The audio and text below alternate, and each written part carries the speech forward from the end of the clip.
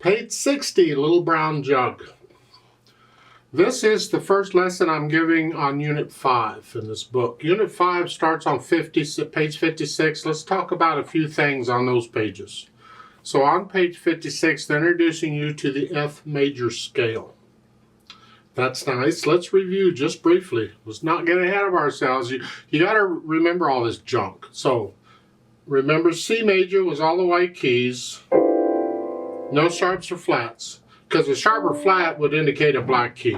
So all the white keys, natural notes. Then we had the key of G major. The G major scale had one sharp, the F sharp. Well, now we have F major. F major has one flat, a B flat. It's always a B flat, F to F. Now you need to go to my scale video on F major and do the beginner portion of that. Learn that scale. Make sure you do that trill exercise, because this scale is a little awkward in the right hand. But work on it. It comes eventually. I had trouble playing the scale in the right hand all the way up through college. And finally in college, when I finally understood the scales and I really worked on them, then it came to me. Until then, I had a time trying to play an F major scale in the right hand. It just didn't want to work. However, maybe you'll do better.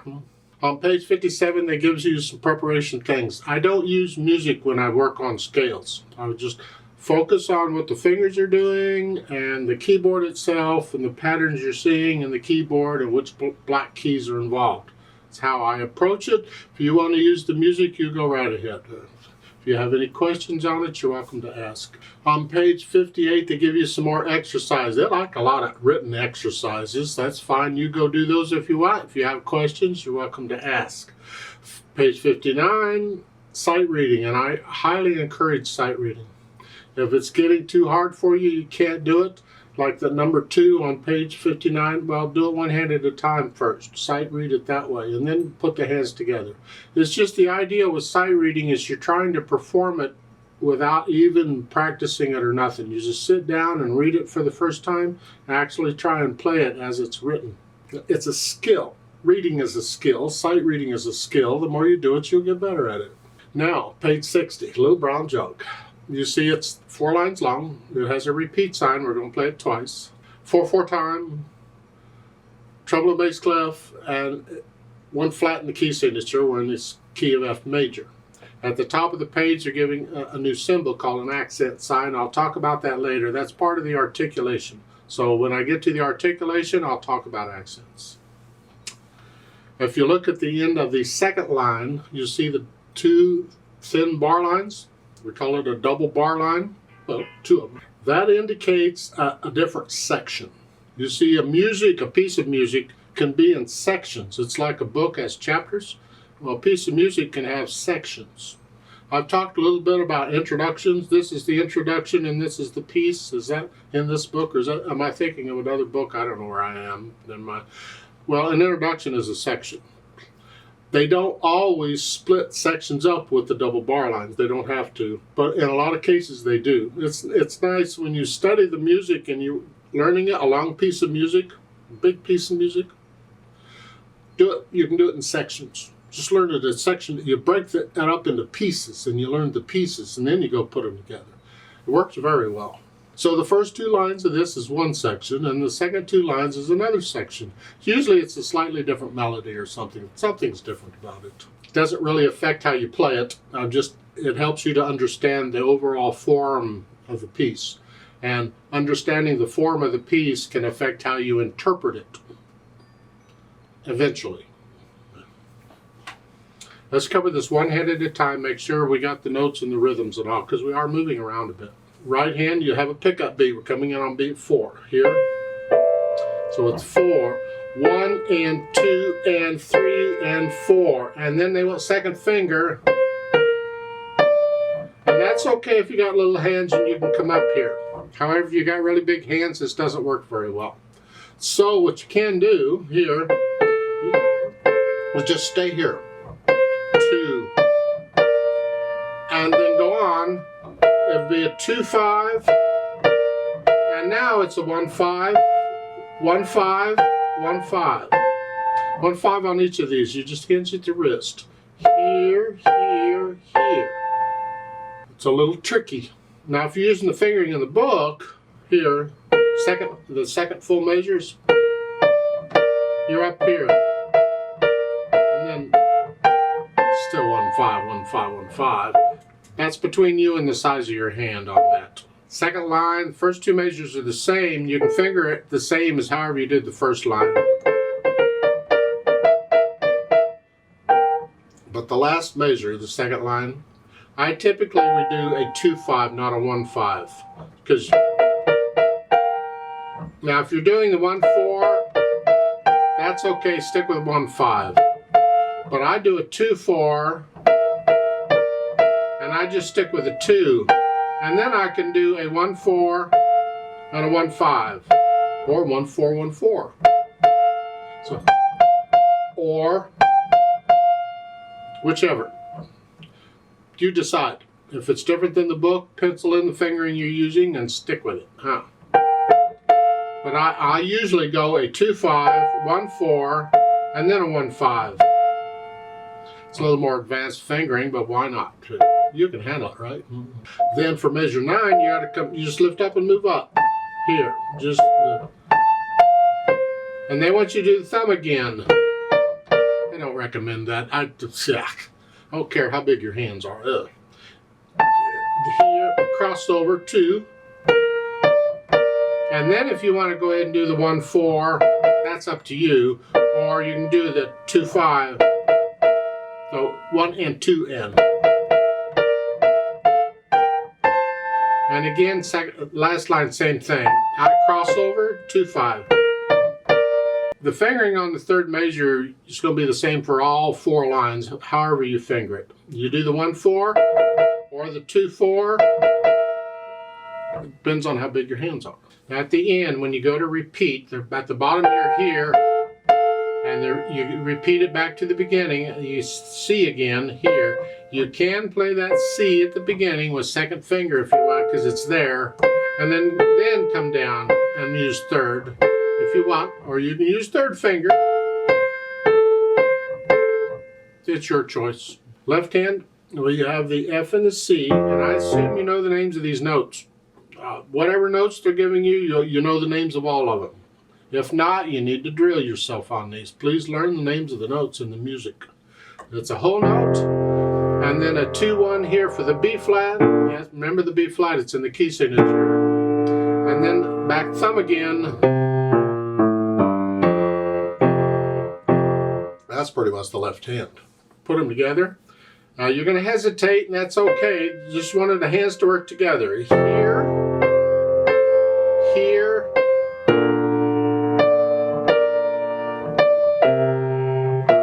now things are changing here, and that's by itself. The left hand has a rest, and then come down. Now, third line down. You're ending the second line here. Third line, the right hand's coming up. Come on, you get the idea. The fourth line's similar. Then go back through it however many times it takes and work on the trouble spots and get rid of the hesitations. Go as slow as you gotta go, but it has to be a steady beat. Once you do that, then we think about the articulation. Now in this piece, there's no slurs, no phrasing, any of that. There are phrases, they're just not marked. But we have accents, that sideways arrow. Look at the last notes on the first line. The half notes here, they got an arrow. That's an accent sign. And an accent sign means, for piano, an accent sign means you just play it a little louder. That's all we can do, because a piano can't do a true accent. You just play the note a little louder. However loud you're playing, the half note just a little louder. Just a little louder. That's an accent. Staccatos, you've had these before, hinge at the wrist. An accent. That's the articulation. Now when you get down to measure 9, measures 9 and 10, and also the last line, when you have All of these notes are accented. See, they have to put the accent on each note. Now, if it's a chord, it's one accent for the whole chord, because either you accent all the notes in the chord or you don't on the piano. But for these notes, they want them all accented, so they're all going to be a little louder than normal. You let the wrist claps on these. And it gets back to interpreting, so it's a little loud. Staccato, accent, so forth. Those are the accents. That's the articulation. The left hand, you get the staccatos and an accent. Okay, you can do those, I hope. Now, there's more we can do with them, but that falls into interpreting the music. I'll talk about that later. We got to get past the mechanics first. So the next thing we'll add is the dynamics, and that applies to the melody. That's the right hand. The moderately loud, or the MF, mezzo forte, whatever you think, moderately loud, not loud, just sort of loud. And you're going to go up to loud by the end of the line. Well, that's a problem, because now you've got like 4 measures to get up to loud. You don't want to be loud to the half note. We have to plan it out, because if you don't plan it out, you'll be loud by the next measure. I'd be loud right there. And that's too soon. We don't want to be loud yet. You gotta, So we span it out, and it depends on the situation. In this situation, we're going to do it like maybe 2 measures at a time. So the first 2 full measures, I'm staying about the same. Then I go up a little bit, a little more. Boom, right there. That's loud. And then come back down the second line, do it again.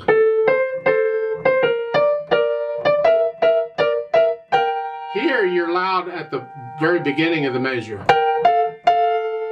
And then measure 9, you're loud here. The accents take it up a notch. Now you're very loud, actually. And then come down to moderately loud. Go back up. Up to very loud again because of the accent. You'd go up to loud, but the accent makes it very loud.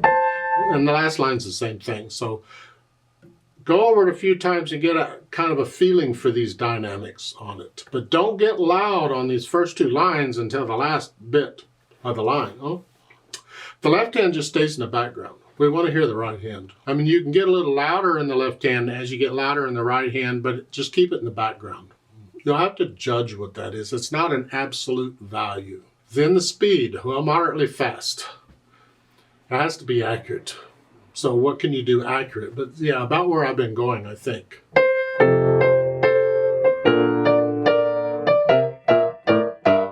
Somewhere, to me, that's about it. But you take it at your moderately fast. The whole piece at one speed. There's no pedal in this, because at this point, okay, we would add pedal. Well, no pedal, okay. Now I want to talk a little about interpreting the music. Because the written music gives you a general guide of what the composer or arranger wanted, but it doesn't tell you everything. You got to add the rest. Well, what is the rest? Interpreting it, feeling it. Feel this melody.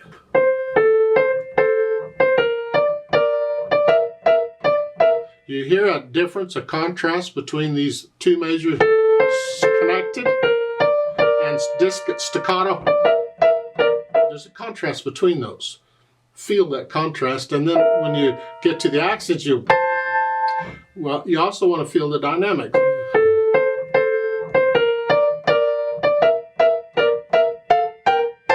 Yay, and then go on.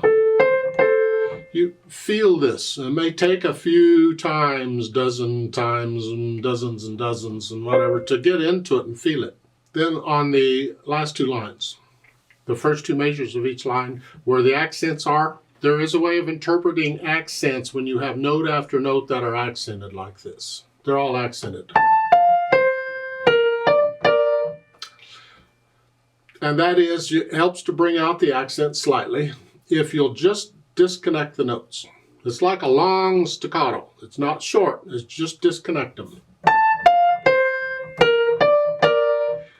it just helps to bring out the accent. Otherwise, the accent just sounds like a loud note. But you see, a true accent, the accent itself only appears or occurs at the beginning of the note. So you got a ba, and then the rest of the note is regular tempo or regular dynamic. So it's only at the beginning of the note. See, a wind instrument or a violin or a bowed instrument, they can do accents because they can give that initial attack a little extra and then play it the same. We can't do that on piano. That's why a piano can't do a true accent. All we can do is play it a little louder. Then the piano takes over and it just, well, even on wind instruments, band instruments, you'll hear band conductors do this too. When you have accented notes like this, they'll say, disconnect them a little bit. It just helps bring out the accent. That's all. So that's interpreting the music. So I would encourage you to do that. And then the short staccato. Yeah. Just don't make them real short. No, just disconnect them slightly.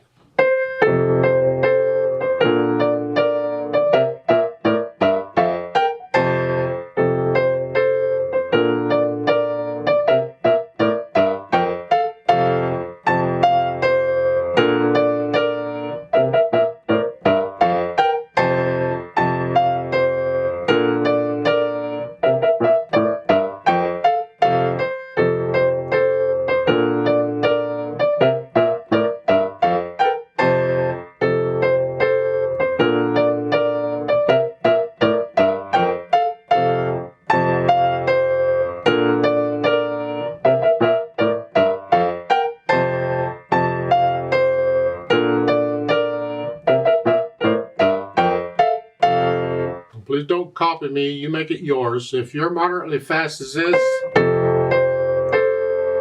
if that's your moderately fast, that's good enough. It has to be accurate, so you make it yours. Now watch out when repeating this, because the beat has to be a steady beat. So the first 3 beats are down below, and that 4th beat is right there. 1, 2, 3, when you repeat, so it just keeps going, so be careful on that one. There's no pause or anything at the end when you go to repeat. Just the beat has to go on.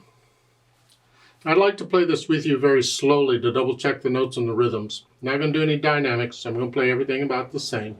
I will do the accents and the staccatos though, and we are going to do the repeat. So I'll give us 3 counts because we come in on beat 4. 1, ready, go. 4, 3 and 4.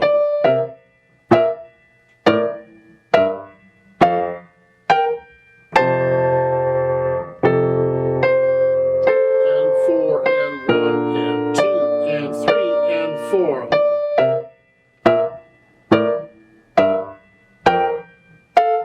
3 and 4 and.